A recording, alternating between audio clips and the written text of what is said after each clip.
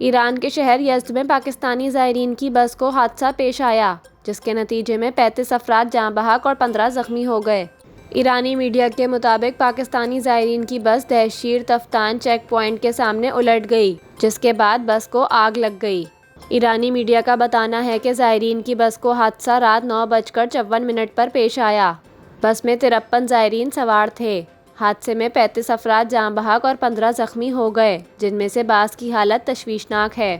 ایرانی میڈیا کے مطابق حادثے کی اطلاع ملتے ہی امدادی ٹیمیں جائے حادثہ پر پہنچ گئیں اور زخمیوں اور لاشوں کو بس سے نکالا، جبکہ حادثے کے بعد اسپتالوں میں ایمرجنسی نافذ کر دی گئی ہے۔ لاڑکانہ میں موجود مولانا قمر عباس نقوی کا دعویٰ ہے کہ حادثے میں 35 افراد جاں بحق اور 15 زخمی ہوئے۔ انہوں نے بتایا کہ بس لاڑکانہ سے روانہ ہوئی تھی، جس میں 14 خواتین سمیت 50 سے زائد افراد سوار تھے۔